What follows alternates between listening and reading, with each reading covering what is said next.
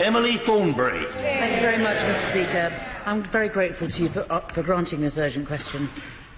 Yesterday's horrific massacre at the Gaza border left at least 58 dead and almost 3,000 injured. And our first thoughts today are with those Palestinians mourning their loved ones or waking up with life-changing injuries.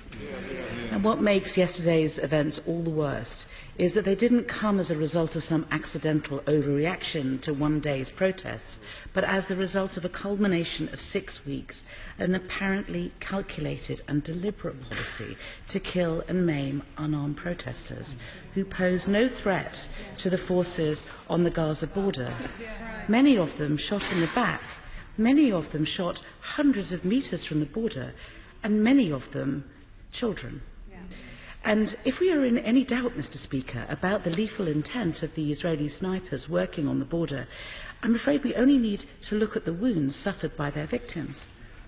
On hunting websites, Mr. Speaker, in America, they regularly debate the merits of 7.6mm bullets versus the 5.5mm bullets.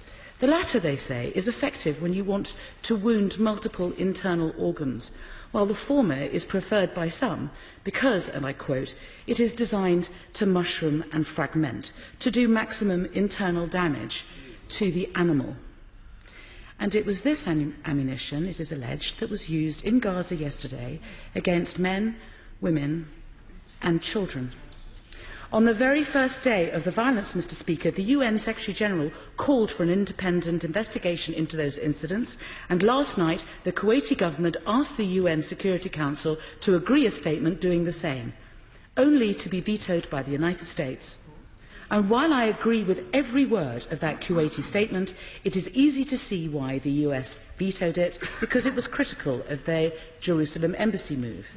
So can I ask the Minister of State today if he will take the initiative, not just in supporting a new Security Council statement, but in helping draft a new statement, making no criticism of any party and no link to any other issue, but simply calling for an urgent, independent investigation into the violence in Gaza to assess whether international law has been broken and to hold those responsible to account.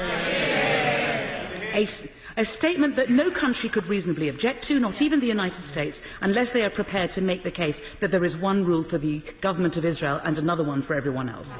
And I believe that the investigation must just be the start of an effort at the UN and elsewhere to bring urgent and concerted international pressure on the Netanyahu government to lift the illegal blockade on Gaza and comply with all the UN resolutions ordering them to remove their illegal settlements and end their illegal occupation of Palestinian territories. If yesterday's death can act as a catalyst for that action, then at least they will not have been in vain. And in the interim, especially as the protests resume today, will the Minister of State join me in urging the Israeli forces serving on the Gaza border to show some long overdue responsibility to their fellow human beings and stop this vicious slaughter?